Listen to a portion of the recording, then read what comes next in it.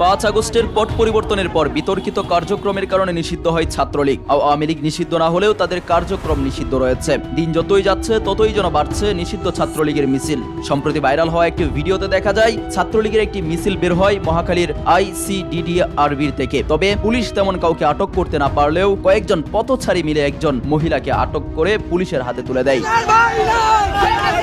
ছাত্রলীগের নেতাকর্মীরা মিছিল শুরু করার পর মহাখালী বাস টার্মিনালের দিক থেকে 20-25 জনের মতো নারী তাতে সামিল হন। এর মধ্যে 2 জনকে আটক করা হয়েছে, বাকিদের খুঁজে বের করার চেষ্টা চলছে বলে জানা গেছে।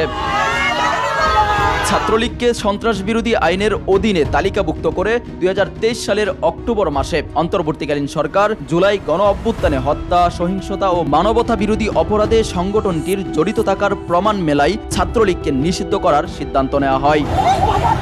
তাওহীদ হৃদয়, দেশকাল নিউজ।